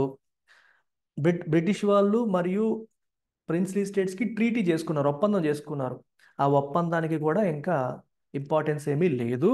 You have a freedom of choice. So every princely state can decide to join either Pakistan or India or remain independent. వాళ్ళకి dominion of India join అవ్వచ్చు, dominion of Pakistan join అవ్వచ్చు, లేదా ఇండిపెండెంట్గా ఉండే ఫ్రీడమ్ని, చాయిస్ని ఇచ్చేశారు. ఈ ఇండియన్ ఇండిపెండెన్స్ యాక్ట్ ఇచ్చింది. క్లియర్ అమ్మా? అర్థమైందా? Yes sir. So they can decide whether to join or not. ఇండియాలో జాయిన్ అవ్వాలంటే ఇండియాలో, పాకిస్తాన్ అయితే పాకిస్తాన్, ఇలాగా ఛాన్స్ ఇచ్చారు. Governance under the government of India act 1935. So 1935 government of India యాక్ట్లో గవర్నెన్స్ ఎలా ఉందో ఒకసారి మనం గమనించండి. ఓకే, చూడండి ఒకసారి ఈ పాయింట్ చూడండి. ఇది ఏం చెప్తుందంటే, provisional governance. The act provided for the governance of each dominion and its provinces under the Government of India Act 1935 until new constitutions were framed. 1935లో ఏదైతే గవర్నెన్స్ స్ట్రక్చర్ ఉందో, కొత్త కాన్స్టిట్యూషన్ మీరు ఫ్రేమ్ చేసేంత వరకు వాటిని ఫాలో అవ్వచ్చు అని చెప్పింది. అయితే 1935 యాక్టే మీరు ఖచ్చితంగా ఫాలో అవ్వాలి అని రూల్ ఏమీ లేదు. వాటిని మీరు మాడిఫై చేయాలంటే మాడిఫై చేయొచ్చు. ఎలా మాడిఫై చేస్తారు? లెజిస్లేటివ్ పవర్స్ ఉన్నాయా? ఉన్నాయి. ఎవరికి ఉన్నాయి? కాన్స్టిట్యూయెంట్ అసెంబ్లీకే. అంటే ఆ రోజు మనకి కాన్స్టిట్యూషన్ డ్రాఫ్ట్ చేయడం కోసం కాన్స్టిట్యూయెంట్ అసెంబ్లీ ఉంది కదా. సో ఈ కాన్స్టిట్యూయెంట్ అసెంబ్లీకే లెజిస్లేటివ్ పవర్స్ కూడా ఇచ్చారని చెప్పాం కదా, రైట్? ఈ కాన్స్టిట్యూయెంట్ అసెంబ్లీ ఏం చేయాలి? న్యూ కాన్స్టిట్యూషన్ని డ్రాఫ్ట్ చేయాలి.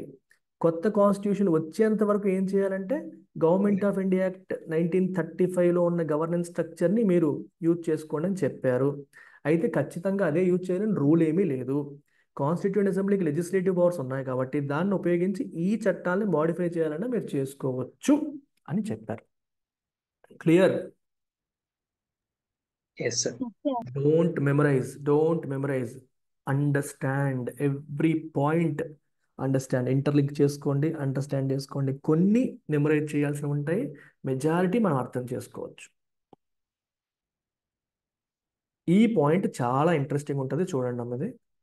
మొనార్క్స్ పవర్. మొనార్క్ అంటే ఎవరు? British queen or king. Veto and assent. చూడండి, the act deprived the British monarch of his right to veto bills or reserve certain bills for his approval, though this right was retained by the governor general who could assent to any bill in the name of his majesty.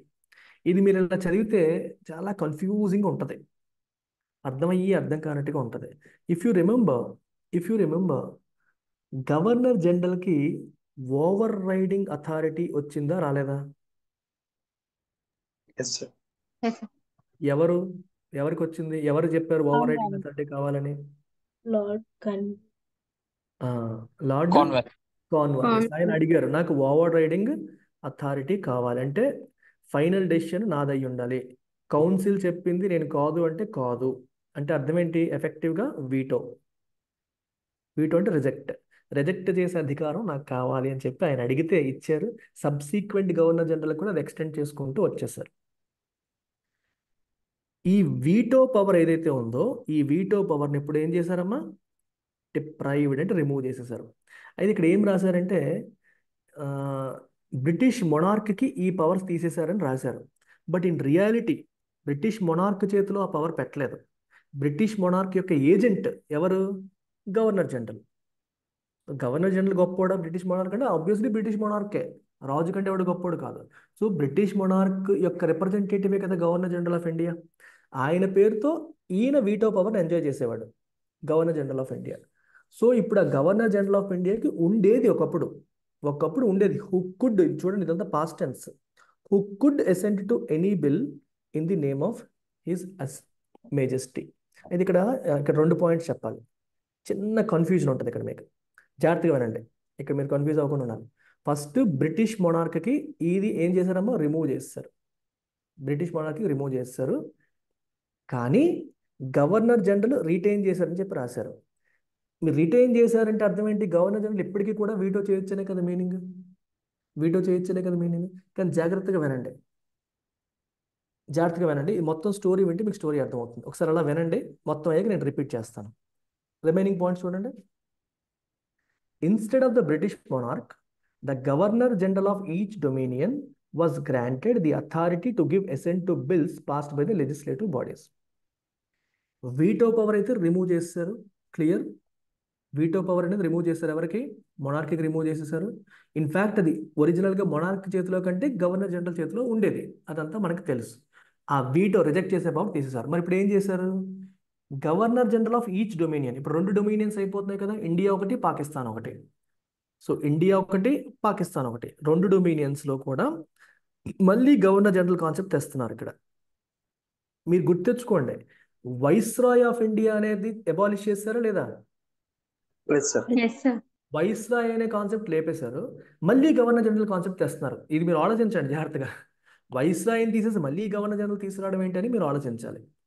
So వైస్రాయ్ని పీకేశారు, మళ్ళీ governor general each డొమినియన్కి ఉంటారు అని చెప్తున్నారు. వాళ్ళకి authority ఉంటుంది అంటున్నారు. దేనికి? Legislative bodies pass చేసిన బిల్స్కి assigned ఇవ్వడానికి వాళ్ళకి అథారిటీస్ ఉంటాయని చెప్పారు విత్ ఇన్ ది డొమినియన్. అయితే the governor general acted as the representative of the British monarch. ఈ governor general representative of the British మొనార్క్గా ఉంటారని కూడా చెప్పారు. But was now primarily a figurehead following the advice of the dominion's government. ఇది major point. మీకు అర్థమైందా? ఇప్పుడు కూడా అంటే ఇండియాకి స్వతంత్రం వచ్చిన తరువాత కూడా గవర్నర్ జనరల్ ఉంటారు. వైస్రాయ్ని తీసేశారు, కానీ గవర్నర్ జనరల్ ఉంటారు అని చెప్తుంది ఇండియన్ ఇండిపెండెన్స్ యాక్ట్. ఏం చెప్తుంది? వైస్రాయ్ ఉండరు, కానీ గవర్నర్ జనరల్ ఉంటారు, ఇండియాకి వేరేగా, పాకిస్తాన్కి వేరేగా. ఈ గవర్నర్ జనరల్కి వీటో అథారిటీ ఉందా? లేదు. అంటే కోరలు తీసేసిన పాము అయిపోయింది. అతను ఎవరు? బ్రిటిష్ క్రౌన్ యొక్క రిప్రజెంటేటివే గవర్నర్ జనరల్ అని ఆయన ఉంటారు. కాకపోతే is only A figurative head, అంటే పేరుకి నామినల్ హెడ్ అంతే. ఆయనకి పెద్దగా అధికారాలు అనేవి లేవు. ఆయన ఏం చేయాలి? He was suppose to follow the advice of dominions government. Dominion government approval ఇవ్వమంటే ఇచ్చేయాలి, వద్దంటే మానేయాలి. అర్థమైందా?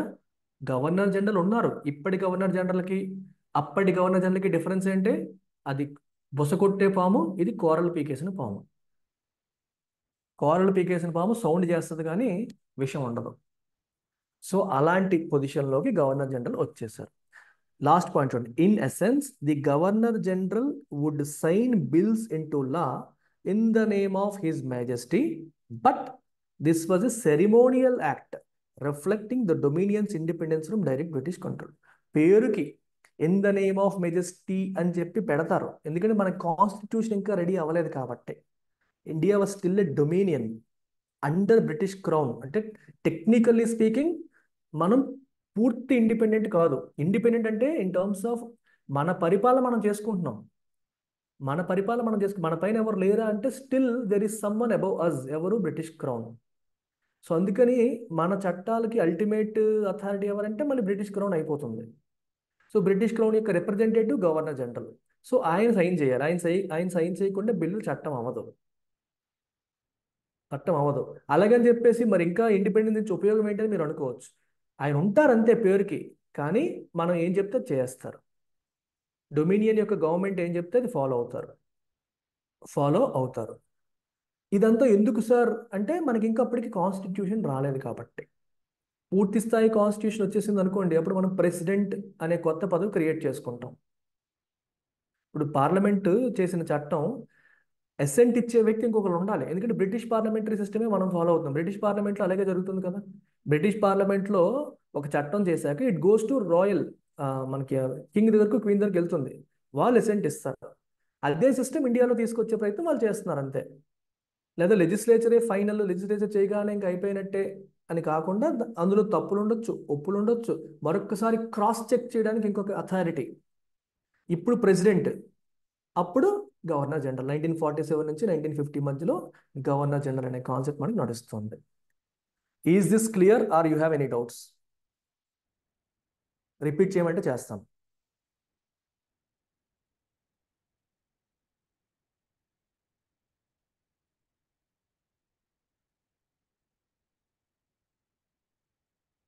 Anybody wants me to repeat?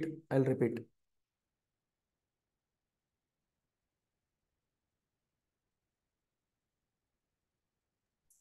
Sir yes అంటే ఏంటి? క్లియర్ అయినా రిపీట్ అయినా? ఒకసారి రిపీట్ చేయండి. ఓకే, క్లారిటీ వస్తే బెటర్. వైట్ బోర్డ్ మీద చెప్తాను చూడండి.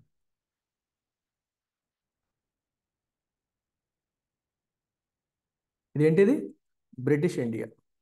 It is now partitioned into India and Pakistan. British India had a position called Viceroy. Now with Indian Independence Act, Viceroy position పోయింది. దాని ప్లేస్లో ఇండియాకి వేరేగా, పాకిస్తాన్కి వేరేగా గవర్నర్ జనరల్స్ వస్తారు. సో ఈ గవర్నర్ జనరల్స్ ఎవరైతే ఉన్నారో వీళ్ళకి no veto power. Veto power లేదు అంటే ఏంటి? చట్టాన్ని రిజెక్ట్ చేసే అధికారం అనేది లేదు. సో వీళ్ళెవరు అంటే అగైన్ బ్రిటిష్ క్రౌన్ యొక్క రిప్రజెంటేటివ్స్గా మనం చెప్పొచ్చు. బ్రిటిష్ క్రౌన్ యొక్క రిప్రజెంటేటివ్స్గా వీళ్ళిద్దరూ ఉంటారు. అయితే ఈ గవర్నర్ జనరల్స్ ఎవరైతే ఉన్నారో వీళ్ళు దే ఆర్ ఓన్లీ ఏం చెప్తున్నాం? సెరిమోనియల్ హెడ్స్, అంటే పేరుకు మాత్రమే. నామినల్ హెడ్స్ అంటాం కదా, నామినల్ లేదా సెరిమోనియల్, పేరుకు మాత్రమే వాళ్ళ heads. They are suppose to follow the advice of government of dominions. Indian government లేదా పాకిస్తానీ గవర్నమెంట్ ఇచ్చిన అడ్వైస్ వాళ్ళు ఫాలో అవ్వాలి. సో పేరుకు మాత్రమే వాళ్ళు గవర్నర్ జనరల్స్, కానీ వాళ్ళు ఓన్గా డెసిషన్ తీసుకోవడానికి లేదు. గవర్నమెంట్ ఆఫ్ ఇండియా పరంగా తీసుకుంటే అడ్వైస్ వాళ్ళు ఫాలో అవ్వాల్సిందే. So although there is a position by name governor general, who is a representative of the British Crown, who is the ultimate signing authority of the bills passed by Indian legislature. అప్పుడు Indian legislature ఏంటి? Constituent assembly. Constituent assembly. Constituent assembly యొక్క original objective ఏంటి? Drafting constitution. Constitution draft చేయడం దాని original responsibility. But it also has another responsibility which is legislating. చట్టాలు చేసే responsibility కూడా దానికి ఇచ్చారు. So constituent assembly acted as parliament during 1947 to 1950.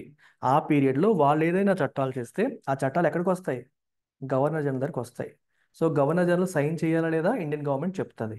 చెప్పిన ప్రకారం వాళ్ళు సైన్ చేస్తారా? సైన్ చేయాల్సిందే, చేయమంటే చేయాలి. వీటో అధికారం తీసేశారు. అధికారం అనేది తీసేశారు. Is it clear now, Harish? Yes, sir. Right. Nominal heads of states అదే చెప్పాను. Governor general and governors. The governor general of India and the provincial governors were designated as constitutional or nominal heads of states. Constitutional head లేదా nominal head, తర్వాత వాళ్ళే మనం president and governor అని పిలవడం మొదలుపెట్టాం. They are required to act on the advice of the respective council of ministers. Respective councils of minister యొక్క అడ్వైస్ని base చేసుకొని వాళ్ళు ప్రవర్తించాల్సిన అవసరం ఉంది. వాళ్ళు వాళ్ళకి నచ్చినట్టు ఇండిపెండెంట్గా ప్రవర్తించడానికి లేదు, నచ్చినట్టు ఉండడానికి లేదు. They have to follow the advice of respective council of ministers. ఇప్పుడు మీకు తెలుసో తెలీదో ఈ పాయింట్ చూడండి. ఇండియాకి ఇండిపెండెన్స్ వచ్చిన తరువాత the first governor general of independent India ఎవరు? Lord Louis Mountbatten. Last viceroy ఎవరు? Mountbatten. ఆయనే. So last viceroy of British India ఎవరు అంటే Louis Mountbatten. First governor general of independent India ఎవరంటే మళ్ళీ mount బ్యాటనే. So August 15, 1947 నుంచి June 21, 1948 వరకు ఆయన ఉన్నారు. He was the last British governor general. British governor general ఆయనే అవుతారు, వైస్రాయ్ కూడా ఆయనే అవుతారు. అయితే 1948లో ఏమైంది? మౌంట్ బ్యాటన్ తర్వాత Chakravarti Rajagopalachari took over as the governor general. So ఒక ఇండియన్ గవర్నర్ జనరల్గా పనిచేశారా అంటే yes, the only Indian to have served as the governor general is C Rajagopalachari. But not in British India, but in independent India. గుర్తుపెట్టుకోండి, British ఇండియాలో Indian governor general ఉన్నారా? లేరు. Independent ఇండియాలో British governor general ఉన్నారా? ఉన్నారు. ఎవరు? Mount baton. Mount baton. Okay. Independent ఇండియాలో అంటే 1947 తర్వాత బ్రిటిష్ గవర్నర్ జనరల్ ఉన్నారు, మౌంట్ బ్యాటన్. కానీ బ్రిటిష్ ఇండియాలో ఇండియన్ గవర్నర్ జనరల్ ఉన్నారా? లేరు. మరి బ్రిటిష్ ఇండియాలో ఇండియన్ గవర్నర్ జనరల్ ఉన్నారా? ఉన్నారు, రాజగోపాలాచారి. సో ఈయన గవర్నర్ జనరల్గా టేక్ ఓవర్ చేసుకున్నారు. సో June 21, 1948 నుండి January 26, 1950 వరకు he was the governor general. He was the first and only Indian to hold the position. How many of you knew this?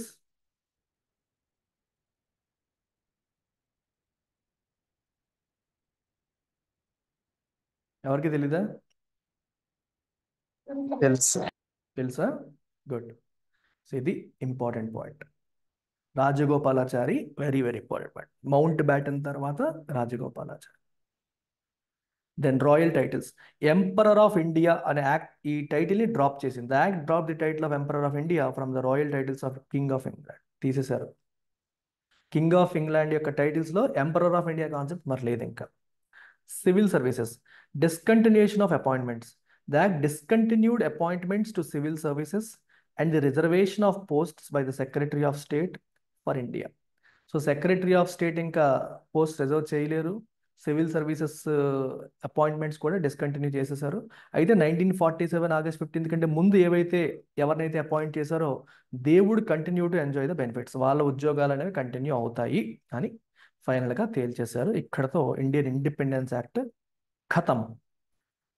Significance of the act ఏంటి? British rule end అయింది, ఇండియాకి ఒక legal framework, transition period ఒక legal framework వచ్చింది, future కాన్స్టిట్యూషన్స్కి ఒక ఫౌండేషన్గా ఇది వచ్చింది. With this we're done with historical background of Indian constitution. ఇప్పుడు మీరు చెక్ యువర్ అండర్స్టాండింగ్. చూడండి, అది ఫస్ట్ క్వశ్చన్ 2014లో వచ్చింది. ఇప్పుడు పాలిటీ పేపర్లో హిస్టారికల్ బ్యాక్గ్రౌండ్ నుంచి ఎక్కువ క్వశ్చన్స్ రాలేదు, ఒకటే వచ్చింది. కానీ మోడర్న్ ఇండియా పేపర్లో వచ్చాయి, సేమ్ కాన్సెప్ట్. సో అందుకని మోడర్న్ ఇండియాలో వచ్చిన పీవైక్యూస్ తీసుకొచ్చి నేను ఇక్కడ చూపిస్తున్నాను. అందుకని కొన్ని పాయింట్లు మనం డిస్కస్ చేయను కూడా వస్తాయి. ఇది చెప్పలేదు కదా అంటే పాలిటీ పాయింట్ ఆఫ్ వ్యూలో వాళ్ళు ఇవ్వలేదు ఆ క్వశ్చన్, మోడర్న్ ఇండియాలో ఇచ్చారు. సో మోడర్న్ ఇండియాలో మీరు చదివి ఉంటే ఆ నాలెడ్జ్ వాడండి.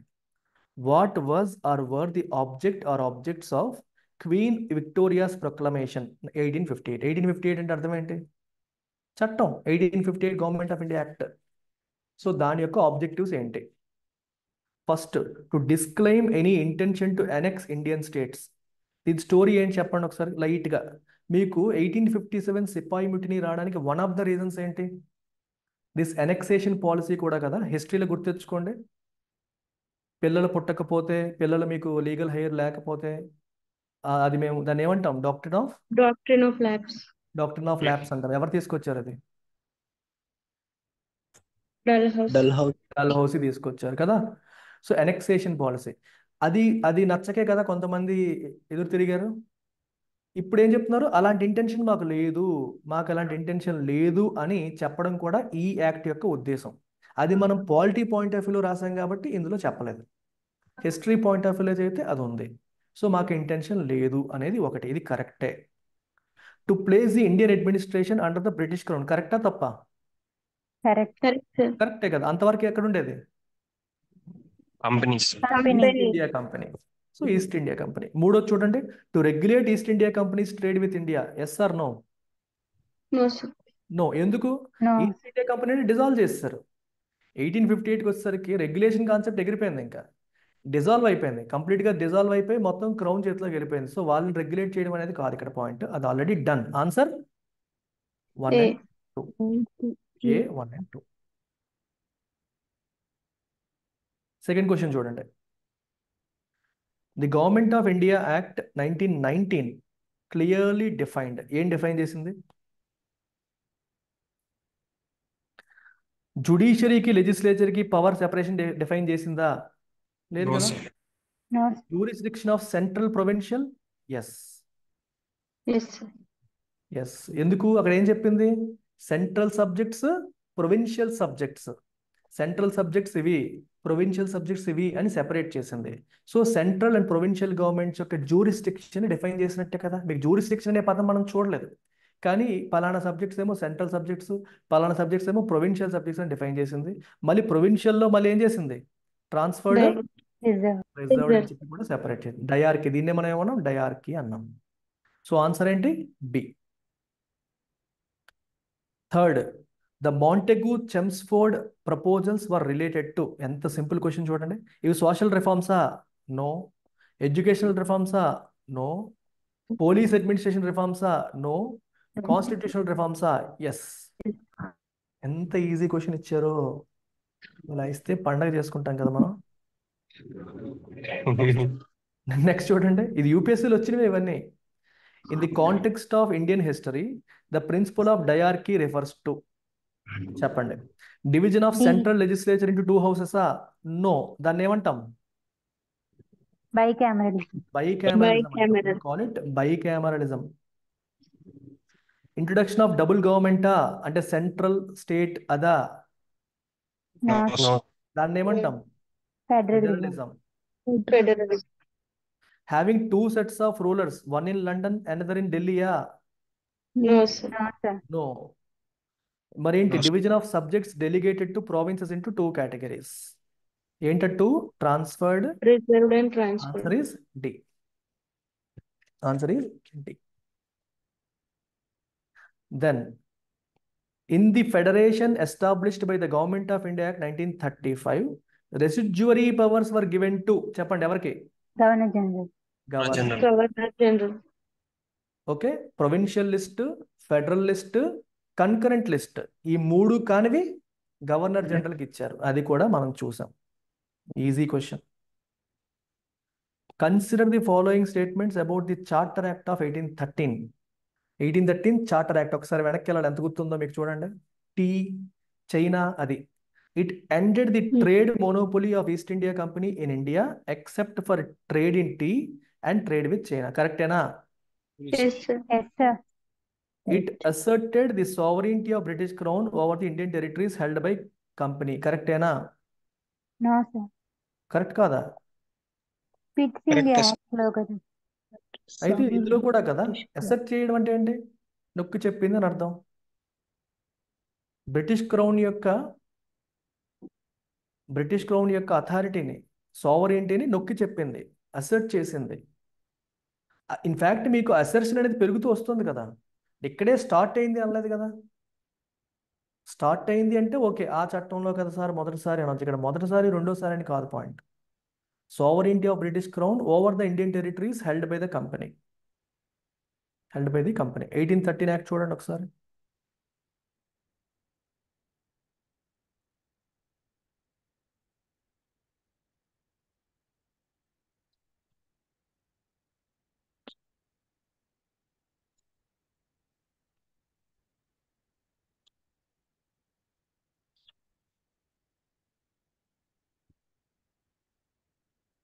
To assert the British Crown's sovereignty over company territories. Charter Act of 1813. Okay, it asserted the sovereignty of British. Direct point అది. Direct point.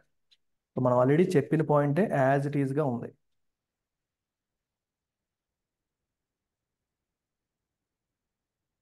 పిట్స్ ఇండియా యాక్ట్లో అసలు ఆ పాయింట్ లేదు ఎక్కడ. ఈ పాయింట్ రాశారు. బ్రిటిష్ పొసెషన్స్ అంటారు, కంపెనీ టెరిటరీస్ని బ్రిటిష్ పొసెషన్స్ ఇన్ ఇండియా అంటారని మాత్రం పిట్స్ ఇండియా యాక్ట్లో చెప్పారు. ఇక్కడ మాత్రం సాలిడ్గా అసర్ట్ చేశారు, నొక్కి చెప్పారు అని అర్థం.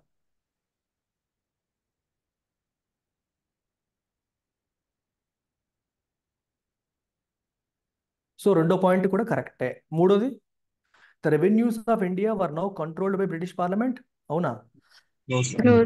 No, East India Company control చేస్తుంది. ఈస్ట్ ఇండియా కంపెనీని వీళ్ళు రెగ్యులేట్ చేస్తున్నారు అంతే. అంతేగాని బ్రిటిష్ పార్లమెంట్ రెవెన్యూస్ని కంట్రోల్ చేయడం ఏం లేదు. నెక్స్ట్ చూడండి. The Montagu Chelmsford reforms of 1919 recommended granting voting rights to all women above the age of 21. అవునా? No. No, All, sir. sir. అంత సీనియర్ లేదు. The government of India 1935 gave women reserved seats in the legislature. Yes or no? No. Yes, sir. No, sir. Reserved seats in the legislature government of India act 1935 ఇచ్చిందా? No, sir.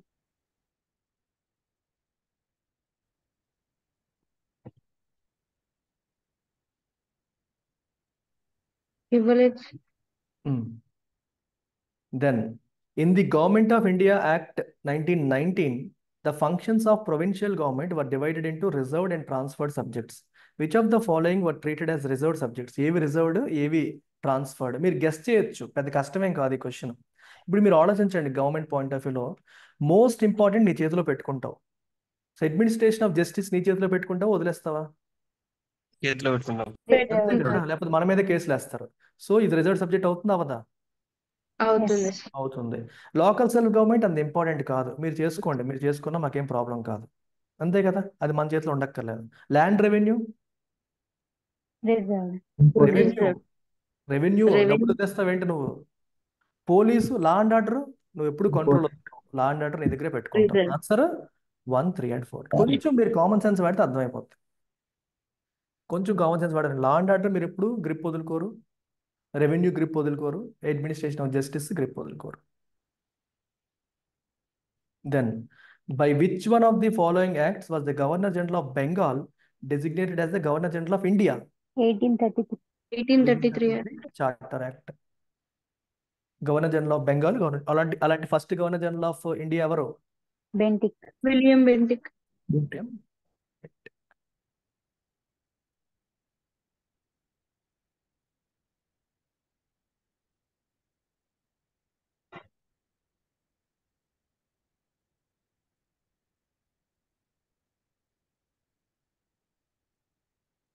Next question. With reference to Government of India Act 1935, consider the following statements. It provided for the establishment of All India Federation based on the union of the British Indian provinces and princely states. Yes or no? Yes. Provided for.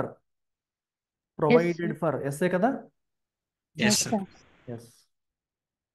Defense and foreign affairs were kept under the control of federal legislature. No, sir. No, sir. అవి కంప్లీట్గా British government కంట్రోల్లోనే ఉంటాయి. మీరు common sense వాడితే అర్థమైపోద్ది. Legislature కంట్రోల్లో పెడతారా వాళ్ళు? పెట్టరు. బ్రిటిష్ వాళ్ళు వాళ్ళ కంట్రోల్లో పెట్టుకుంటారు డిఫెన్స్ ఫారెన్ అఫైర్స్. ఆన్సర్ ఏంటి? One One only. One only. అయిపోయి. ఇది ఎప్పుడు వచ్చింది? 2023. 23లో లేటెస్ట్గా వచ్చింది క్వశ్చన్. దట్స్ ఇట్ అమ్మా. Will start new chapter tomorrow. Take care. PDF upload చేస్తాను, రేపు మార్నింగ్ మీరు చెక్ చేసుకోండి. బాయ్.